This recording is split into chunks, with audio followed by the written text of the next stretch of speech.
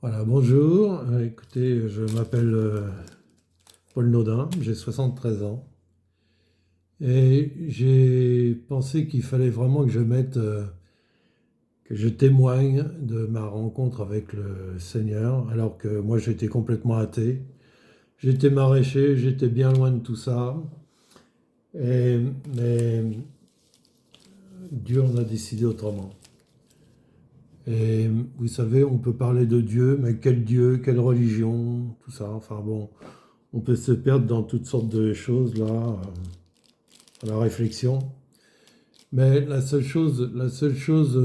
s'il y a une vérité quelconque, elle peut venir que de Dieu lui-même et pas de la pensée des hommes. Parce que la pensée des hommes, elle est tronquée, elle va selon sa propre justice chacun. Là, vous voyez bien ce qui se fait comme mal dans toutes les religions et à tous les niveaux, politiques ou autres. C'est une complète folie, l'homme. Et donc, ça peut être que des témoignages vécus de, de cet être qui est là, qui veut se révéler, celui qu'on appelle Dieu. Et voilà. Donc moi, je voulais simplement témoigner de ça. Alors, je ferai plusieurs vidéos parce que euh, par étapes déjà, et puis qu'est-ce que Dieu m'a apporté dans ma vie et comment qu'il s'est révélé et qu'est-ce qu'il a changé, quoi. Et que puis-je dire de tout ça, quoi.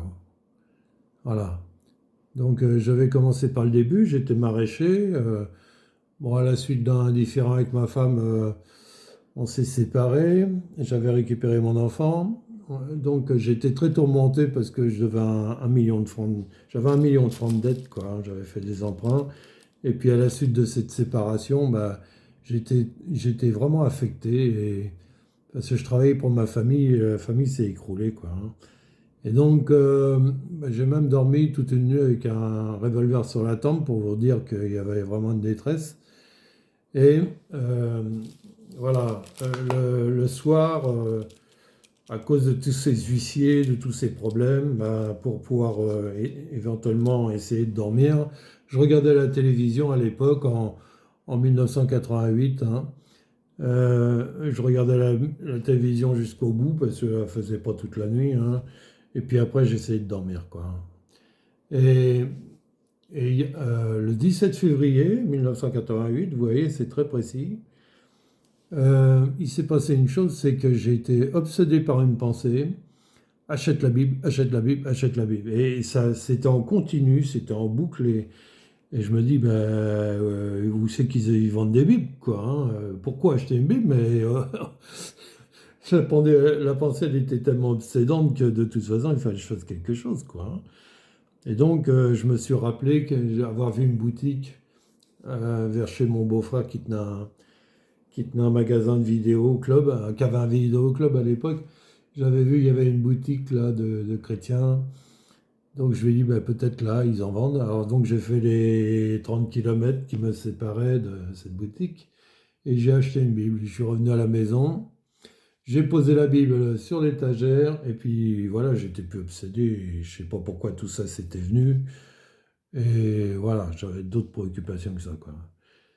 Et le soir, mon fils allume la télévision. Il avait 8 ans à l'époque, hein, c'était un gamin. Et la télévision a rend l'âme. Poum, plus l'écran, plus rien, terminé. Je dis, waouh, qu'est-ce que je vais faire dans cette soirée-là? C'est mal parti pour moi, quoi, hein. Et, et puis j'ai réfléchi, j'ai dit, ben, j'ai acheté un livre, donc ben, je vais peut-être lire le livre. Moi, je lisais des livres d'histoire, donc je suis, pour la lecture, moi, ça allait, hein. J'aimais bien connaître un peu l'histoire de France, tout ça. J'ai dit, bon, ben, il y a une Bible, je vais commencer à la lire. Donc je couche mon fils, je m'installe dans mon lit et j'entreprends la lecture, quoi. Et bon, tout allait bien, hein, la Genèse, jusqu'au moment où c'est que je bute contre une parole. Voici la durée de vie d'Adam, 930 ans. Alors là, j'ai une colère qui monte en moi, je prends la Bible, je la jette contre le mur, je dis, qu'est-ce que c'est que cette connerie? Alors je le dis crûment parce que c'est comme ça que je l'ai dit. Et vous savez, pour moi, la Bible, c'était, au début, ma façon de penser, c'était les curés qui avaient écrit ça pour manipuler les foules. Et puis, en bas, bon, enfin, toutes les pensées d'un bon républicain athée. Et donc, euh, et donc, j'ai dit, mais ici, ils nous prennent vraiment pour des idiots. Bon, je disais pas idiot à l'époque, hein, mais voilà. Et, et tout d'un coup, il y a une voix qui a recommencé en moi. J'ai dit, qu'est-ce que c'est que ça? Et qui me dit, dans la vie, il n'y a pas de hasard. Alors bon, moi, cette parole, ça me touchait parce que en réfléchissant, je disais ça aussi, moi, quelque part, parce que combien de fois dans ma vie, les choses qui étaient mal, ils se sont tournés, il y a des choses qui sont venues aider à passer le cap, quoi, hein. Donc ça tombait bien, quoi, hein, le hasard, comme ça. Et donc, je réfléchis à ce qu'on me dit, là. Et puis j'ai dit, mais qu'est-ce que c'est que cette voix-là qui vient sans arrêt me faire acheter une Bible, faire... J'ai dit, qu'est-ce que c'est? Et je dis, si cette voix, c'est ce qu'on appelle Dieu, s'il y a quelque chose à arriver avec Dieu, et moi, ce livre, il m'intéresse pas, quoi, hein. Ça m'intéresse pas de rentrer dans des trucs bizarres comme ça, là.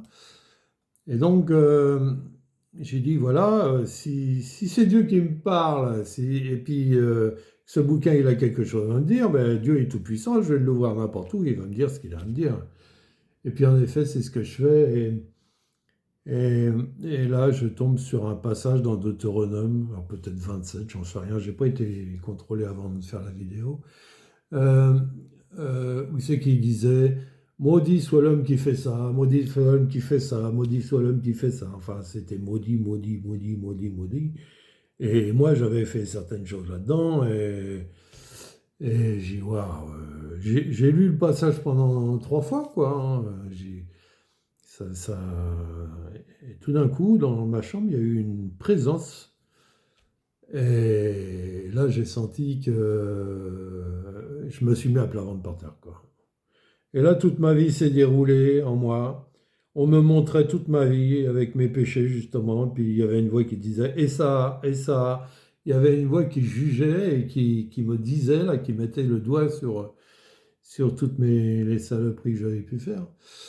Et, et cette voix me dit, tu es condamné à la mort à cause de tes péchés. Et c'était puissant, hein. Et moi, j'ai dit, mais apparemment, j'ai raté ma vie professionnelle, j'ai raté ma vie familiale, mais apparemment, j'ai raté aussi ma vie avec toi. Et donc, j'ai vraiment, je suis rentré en moi-même et je me disais, mais qu'est-ce que c'est que tout ça? Qu'est-ce que c'est que tout ça? Et puis bon, ça s'est arrêté, je me suis relevé, je me suis assis sur mon lit et j'étais heureux. J'ai dit, mais comment je peux être heureux alors que je suis condamné à mort à cause de mes péchés? Il y avait une contradiction qui était là, ça allait pas, quoi, hein. Vraiment, c'était trop en contradiction, quoi, hein. Après avoir été condamné comme ça. Et j'ai réfléchi pourquoi je pouvais être heureux. J'avais une joie réelle. Après, je me suis dit, mais en fait, j'ai une joie parce qu'aujourd'hui, je connais la vérité. Dieu existe. Alors, une autre vérité, c'est que la Bible était sa parole. L'autre vérité, c'est que j'étais pécheur. Et donc, par la suite, ce livre que je ne pouvais pas lire, je le lisais 7 heures par jour, quoi. Et c'est bien évident que je lisais, je comprenais rien du tout. Il fallait se faire circoncire, il fallait tuer de temps en temps des agneaux, du bétail, là. Je dis, oh là là là là là là, ok. Je ne comprenais pas. Puis bon, je lis, puis j'ai lu l'Ancien Testament, puis je tombe dans le Nouveau Testament, dans les Évangiles. Et là, je rencontre Jésus. Et, et ce Jésus, quand on m'envoyait gamin au catéchisme, j'aimais bien Jésus parce que Moi, j'étais un enfant tourmenté avec un manque affectif très grave. Et quand on me parlait de Jésus qui marchait sur l'eau, qui guérissait les malades, qui chassait les démons, même si je ne savais pas ce qu'étaient les démons et je ne comprenais pas grand-chose à tout ça, c'était mon super-héros à l'époque. Et puis bon, après, ben, évidemment, j'ai grandi et puis je suis tombé dans toutes sortes de travers et j'y croyais plus. Mais je retrouvais ce Jésus, quoi, hein, et puis voilà. Alors par la suite, bah, une fois, je vais là voir mon beau-frère qui tenait ce club vidéo. Et puis bon, quand j'allais chez lui, on fumait un petit pétard, quoi, hein. Il y avait des copains. Et il y avait un gars au milieu des copains là, que je connaissais pas bien d'ailleurs, qui était très différent des autres. Il était doux et voilà, il était très différent des autres. Et puis moi, je parlais de Jésus partout, quoi. Jésus, Jésus, Jésus. Il y avait quelque chose qui se passait en moi à travers cette rencontre-là. Et alors, il vient me voir, il me dit, écoute, tu parles de Jésus, Jésus, Jésus. J'ai mes parents, ils sont baptisés du Saint-Esprit, mais moi, avec Dieu, je ne fais rien, alors ça ne m'intéresse pas. Et ce gars-là, ça l'a tellement touché, tout ce que je racontais, là, qu'il a contacté ses parents et dit, écoute, il y a un gars, il n'arrête pas de parler de Jésus, là. Et sa mère dit, mais amène-le à la maison, moi, je sais, je sais ce qu'il a, amène-le à la maison. Alors donc, mon copain m'invite, il voulait me donner une invitation de sa mère, là, un dimanche soir, non, non, c'était pas un dimanche soir, c'était un vendredi soir. Et donc, euh, j'y m'avais passé une soirée chez les chrétiens, c'est ce qui peut m'arriver de pire sur Terre, quoi. À l'époque, j'en étais là, quoi. Malgré que j'ai fait toute cette rencontre, les chrétiens, pour moi, c'était mauvaise vision, quoi, hein. Et donc, voilà, je fais mon marché du dimanche, et puis bon, j'avais pas donné de réponse à ce rendez-vous, je te dirai. Et puis mes dernières clientes, là, ce dimanche-là, elles étaient en train de discuter, là. Et puis, bon, moi, je pèse les choses qu'elles me demandent. Et puis, tout d'un coup, il y a une des deux qui se tourne vers moi et puis qui commence à dire, Dieu fera des miracles dans votre vie et tout. Je dis, mais qu'est-ce que c'est que ça? Qu'est-ce que c'est que ça? Et donc, j'ai quand même, après, je me suis dit, bon, je vais dire oui pour l'invitation, là. Oui pour l'invitation parce que il y a quelque chose qui se passe là. Donc, j'ai été avec mon ami, là, chez ses parents, et moi, je parlais de Jésus, mais quand sa mère a parlé de Jésus, c'était autre chose, quoi. Ça tremblait en moi, quoi. Il y avait des angoisses qui me montaient quand elle prononçait le nom de Jésus-Christ. J'étais pas bien, quoi. Alors, la soirée se passe comme ça, on partage, et puis j'ai raconté un petit peu ce que j'ai vécu, et puis voilà. Et puis j'étais tellement mal, je vais dehors je fumais à cette époque-là, fumais une cigarette parce que j'étais pas bien, quoi. Et mon copain me rejoint et tout, et puis j'ai dit, tu sais, bon, je sais pas ce que j'ai, mais je suis vraiment pas bien, quoi. Et apparemment, il raconte ça à sa mère qui vient me voir, me dit, est-ce que tu veux qu'on prie pour toi, Paul? Et j'ai dit, ben, écoutez, moi, j'ai rien contre la prière, oui, priez pour moi. Et donc, il prie, et à la fin de la prière, a dit, Seigneur, nous remettons Paul sous le sang précieux de Jésus-Christ. Et là, c'est la terreur à l'intérieur de moi. J'ai dit, ouah, qu'est-ce que c'est que ça? Et donc, je dormais chez eux, j'avais repéré la lumière parce que je me dis, j'avais une intuition que ça allait pas se dérouler normalement. J'avais trop peur. Et dans la nuit, j'ai entendu des voix qui disaient, il est là. Et tout d'un coup, ça a commencé à bouger en moi. Et là, j'ai hurlé. Ah, je cherchais la lumière, c'est pas facile de trouver la lumière quand on n'est pas chez soi, hein. Et puis j'attendais bah, que mes autres viennent parce que j'avais hurlé, quoi, hein. Et il y a personne n'arrivait, quoi. Et tout d'un coup, on m'a expliqué, voilà, j'ai reçu des pensées, on m'a expliqué qu'il y avait deux anges qui étaient venus pour m'enlever un mauvais esprit qu'il y avait en moi, c'est un esprit de divination. justement. Et voilà. Et que j'avais crié, mais c'était mon esprit qui avait crié. Donc ça ne s'entendait pas aux oreilles humaines. Alors, waouh. Donc j'ai réussi quand même à me rendormir. Et puis le lendemain, je raconte tout ça à mes autres. Et ils disent, bah dis donc, avec toi, c'est pas banal, hein. Et il me dit, est-ce que ça t'intéresserait de venir avec nous comment ça, à des témoignages des hommes d'affaires du plein évangile? Je dis, mais qu'est-ce que c'est que ça? Ben, c'est des gens qui témoignent comment que ils ont rencontré Dieu et comment que ça s'est déroulé dans leur vie. C'est toutes les confessions, catholiques, orthodoxes, enfin tous ceux qui reçoivent quelque chose, quoi, hein. Ah, j'ai dit, bah oui, là, je peux pas rester comme ça, quoi, hein. Donc, bah, pendant la réunion, moi, j'entendais pas grand-chose parce qu'il y avait une femme martiniquaise, certainement, avec des enfants, et les enfants faisaient du bruit, et moi, j'entendais pas grand-chose. Et je savais pas, il y avait un appel à la fin, mais j'ai reçu une conviction intérieure qu'il fallait que je me lève et que j'aille devant. Alors, je sais même pas pourquoi faire, mais moi qui n'ai pas l'habitude de... Bon, peut-être un peu orgueilleux, peut-être timide, je sais pas trop, mais en tout cas, je ne me donnais pas en spectacle devant les autres. Et là, je me suis levé et j'ai été devant. Et j'ai vu qu'il y avait des gens qui se levaient et qui allaient devant. Et il y avait une femme devant moi. Et il y a deux personnes qui sont venues vers elle et puis qui ont dit, qu'est-ce que tu veux que Dieu fasse pour toi? Et là, cette femme dit, mais j'aimerais qu'on prie pour moi pour que je reçoive le baptême dans le Saint-Esprit. Alors moi, quand j'entends ça, je dis, oh, ça doit être bien ça. Je ne savais pas trop ce que c'était, mais j'ai l'impression que c'était bien. Et là, il y a deux hommes qui viennent vers moi, pareil, qui disent, qu'est-ce que tu veux que Dieu fasse pour toi? Je dis, ben, je ne sais pas, prier pour moi. Et là, il y en a un qui pose la main sur moi, et puis qui la retire, il dit, demande pardon à Dieu parce que tu as touché à l'occultisme. Alors, bon, j'étais pas convaincu de péché par rapport à ça, enfin, j'étais pas convaincu.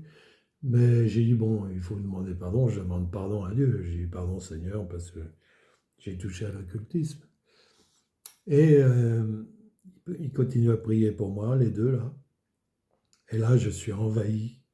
Je suis envahi à l'intérieur de moi d'une douceur, de quelque chose qui était incroyable, quoi, hein. J'étais comme dans du coton, là. Et à un moment donné, il me dit, ça va?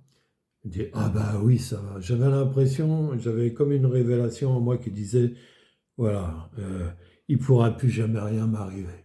Quelque part, c'était une espèce de sécurité qui était venue en moi. Il y avait vraiment quelque chose comme ça, quoi, hein, que je n'arrivais pas à décrire.